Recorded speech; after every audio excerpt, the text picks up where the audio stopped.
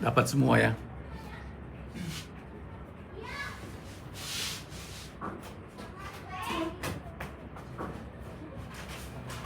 Yang saya sudah share ke SKC ya.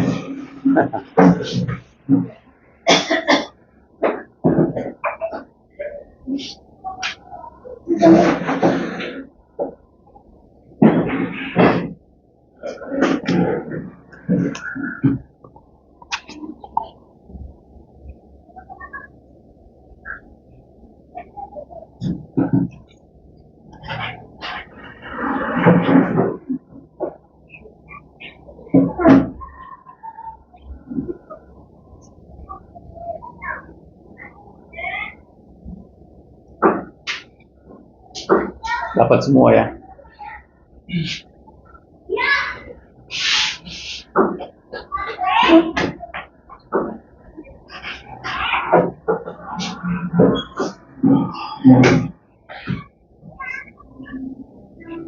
Oke, kita mulai. Ada ya? Loren udah kah? Sudah. Saudara-saudari dalam Tuhan Yesus Kristus yang saya kasihi, mari kita memuji Tuhan dari pujian karena kita ini buatan Allah. Efesus 2 ayat 10.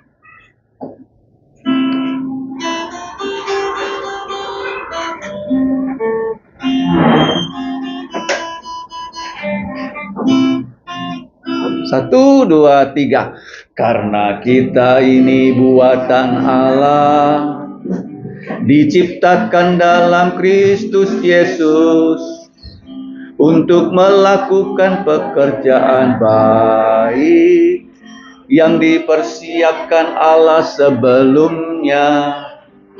Ia mau agar kita semua setia, Ia mau agar kita jadi saksi, Ia mau agar kita hidup di dalamnya, karena kita ini buatan Allah. Perempuan saja, 1, 2, 3. Karena kita ini buatan Allah, diciptakan dalam Kristus Yesus, untuk melakukan pekerjaan baik, yang dipersiapkan Allah sebelumnya. Sama-sama. Ia mau agar kita semua setia, Ia mau agar kita jadi saksi, Ia mau agar kita hidup di dalamnya, karena kita ini buatan Allah. Pria saja. Karena kita ini buatan Allah, diciptakan dalam Kristus Yesus, untuk melakukan pekerjaan baik, yang dipersiapkan Allah sebelumnya. Sama-sama. Ia mau agar kita semua setia, Ia mau agar kita jadi saksi, Ia mau agar kita hidup di dalamnya, karena kita ini buatan Allah. Kita bersama-sama membaca Ibrani 11 ayat 32, 33 dan 34 saja. Karena 3 ayat kita akan membacanya bersama-sama secara serentak. Ibrani 11, 32, 33 dan 34. Ibrani 11, 32, 33, 34. Jikalau firman Tuhan ini sudah kita buka bersama-sama, mari kita baca dengan serentak 3, 2, 1. Dan apakah lagi yang harus aku sebut? Sebab aku akan kekurangan waktu. Apabila aku hendak menceritakan tentang Gideon, Barak, Simson, Yefta, Daud, dan Samuel, dan para nabi, yang karena iman telah menaklukkan kerajaan-kerajaan, mengamalkan kebenaran, memperoleh apa yang dijanjikan, menutup mulut singa-singa, memadamkan api yang dahsyat. Mereka telah luput dari mata pedang, telah beroleh kekuatan dalam kelemahan, telah menjadi kuat dalam peperangan, dan telah memukul mundur pasukan-pasukan tentara asing. Mari kita berdoa. Bapa kami di surga, kami berterima kasih untuk Tuhan Yesus yang sudah membebaskan kami dari belenggu dosa, bahkan bahaya kekal api neraka. Dan Engkau melalui putramu telah mengangkat kami menjadi anak-anak yang Engkau kuduskan dengan darah Tuhan Yesus, dengan firman-Mu. Kami serahkan Bapa persekutuan singkat pada siang hari ini, menjelang rapat, kiranya Engkau menolong kami, menjelang persiapan akhir untuk SAL dan Camp Remaja Pemuda. Kiranya semua ini berkenan pada Engkau. Ampunilah dosa kami, dalam nama Tuhan Yesus kami berdoa dan bersyukur. Amin. Nah, kalau kita melihat di sini, perikop pendek ini dapat kita ingat dengan judul Parade, ya, pahlawan-pahlawan iman. Nah, kalau kita lihat penulis Ibrani yang kita percayai adalah Rasul Paulus, dia berkata, dan apakah lagi yang harus aku sebut? Sebab aku akan kekurangan waktu apabila ia dengan detil menceritakan tentang Gideon, Barak, Simson, Yefta, Daud, dan Samuel, dan para nabi. Jadi kalau kita lihat di sini, nama-nama yang disebut itu adalah para hakim di kitab Hakim-Hakim, tetapi tidak secara kronologis. Ya, kalau secara kronologis yang bisa kita urut ulang secara kronologis, hakim yang memerintah ya daerah tertentu di Israel itu dimulai dengan Barak. Ya, setelah Barak ada Gideon. Nah, Gideon ini yang dipelajari waktu persekutuan remaja pemuda. Kemudian setelah itu ada Yefta, baru Simson. Setelah Simson ataupun Samson, baru setelah itu ada yang bernama Samuel. Setelah itu baru Raja Daud dan para nabi.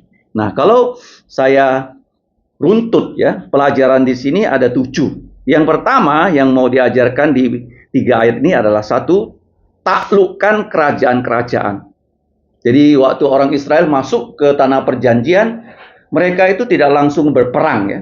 Tetapi 40 tahun mereka berada di padang gurun, baru setelah itu mereka mau masuk tanah perjanjian. Di zamannya Musa memimpin perang, tapi tidak boleh dia masuk ke sebelah barat dari tanah Israel. Dia tidak boleh menyeberang sungai Yordan. Dia bersama-sama orang Israel, kalau kita baca di kitab Ulangan pasal 2, ada 2 raja raksasa yang bernama Raja Sihon dan Raja Og. Itu ditaklukkan oleh Musa. Nah, peristiwa inilah yang membuat Rahab si pelacur itu gentar loh, bahwa memang ya tanah perjanjian itu sudah akan diserahkan kepada orang Israel. Nah, kalau kita lihat yang menaklukkan kerajaan, kalau kita baca juga di Yosua pasal 12, di situ ada lebih dari 30 kerajaan yang ditaklukkan oleh Yosua dan kawan-kawan. Dia mulai dari tengah, dia ke utara, dia ke selatan. Jadi ditaklukkan 30 lebih kerajaan. Jadi taklukkan kerajaan-kerajaan. Nah, ini memberikan kita pelajaran apa? Hidup ini bukan hidup untuk bermain ya. Memang di sekolah kita memiliki playground yang kita usahakan safe ya. Tidak ada tempat-tempat runcing. Sebenarnya hidup ini adalah peperangan. Kita sedang berperang ya dengan apa? Penghulu-penghulu di angkasa yang nggak kelihatan. Kalau musuh itu kelihatan, ya kita tahu bagaimana dia menyerang kita. Tetapi yang diserang itu adalah nafsu kita. Nafsu daging, nafsu mata, dan sombong. Kita sedang berperang. Kita harus menggunakan bukan dengan senjata-senjata yang berupa material dalam bentuk bom, pistol.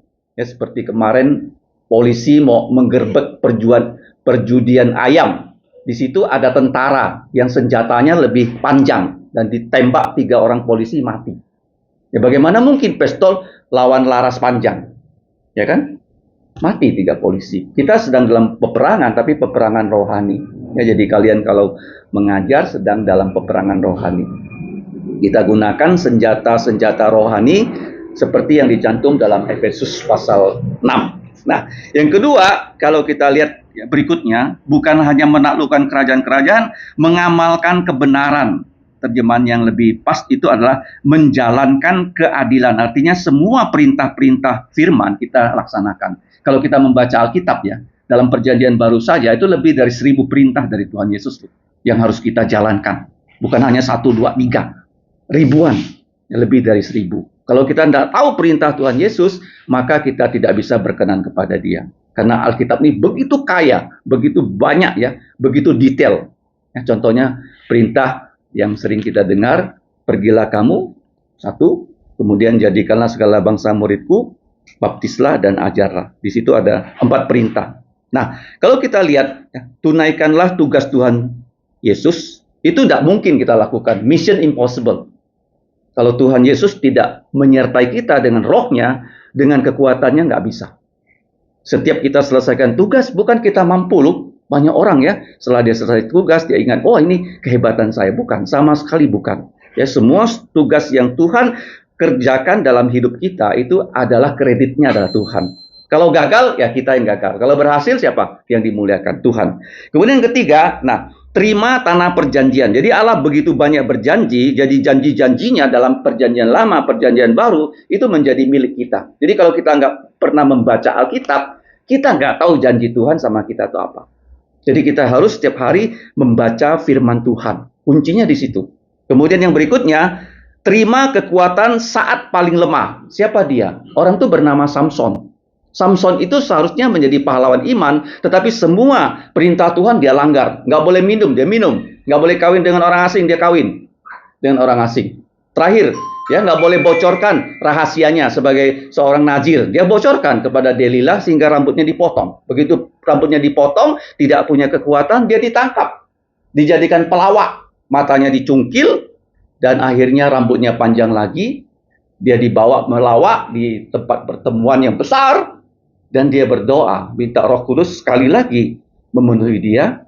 Di situ ada ribuan orang Filistin, tentara-tentara yang sedang melihat Samson melawak. Dan akhirnya dia minta kekuatan Tuhan, Tuhan berikan dia kekuatan, dia bunuh diri.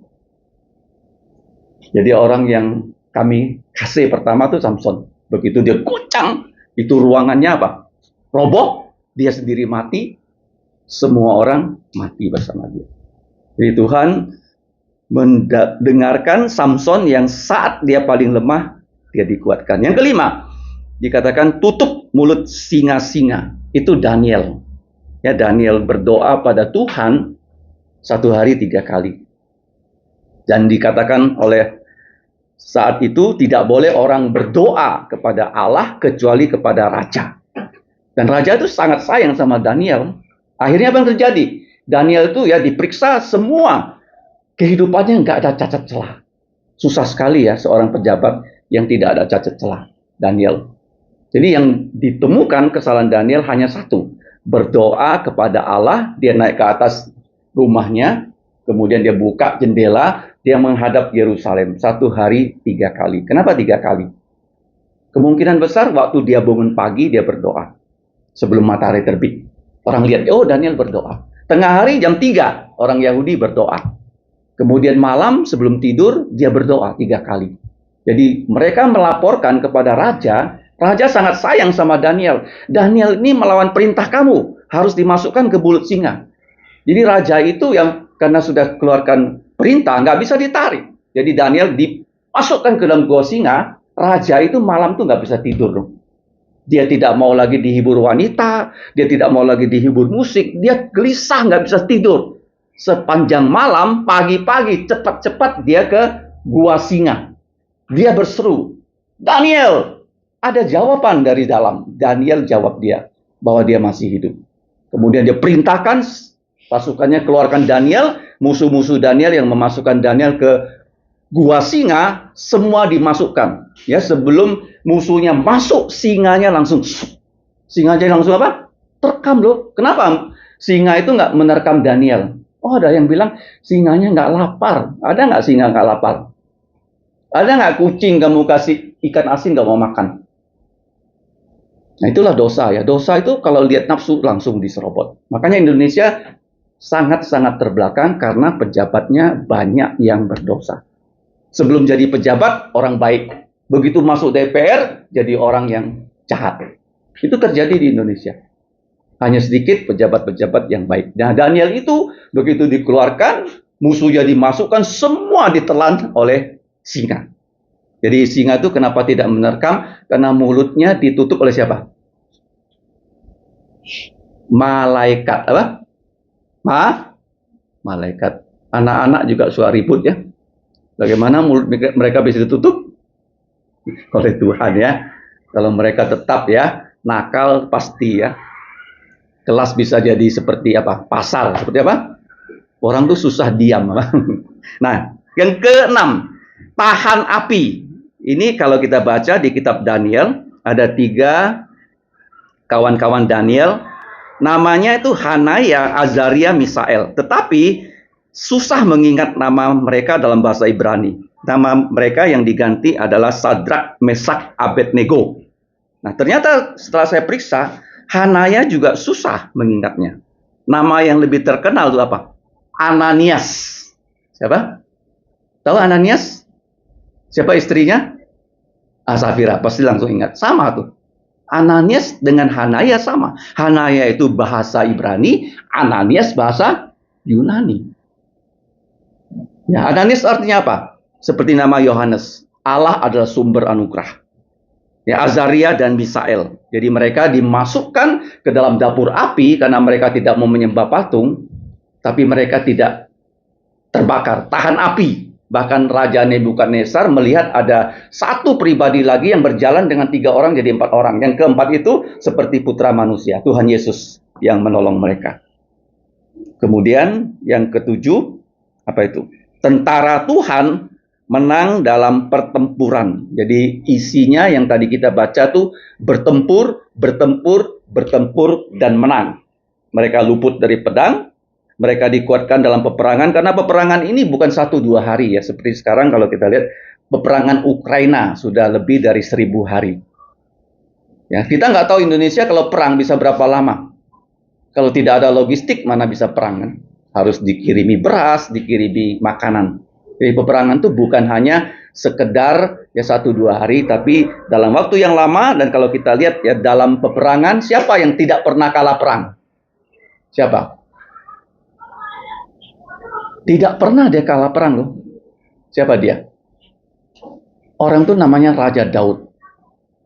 Tidak pernah kalah perang. Kenapa? Karena sebelum dia perang, dia selalu bertanya pada Tuhan, boleh nggak saya menyerang? Tuhan bilang, jangan. Kamu stop dulu, nanti saya kasih tahu kamu cara nyerang. Begitu Tuhan kasih tahu, dia menang. Ya, Daud itu selalu berperang untuk Tuhan. Ya, bukan dia berperang untuk dirinya sendiri, tapi dia berperang untuk Tuhan. Kita juga ya, kita harus tahu bahwa perjuangan kita itu adalah Tuhan yang sudah atur.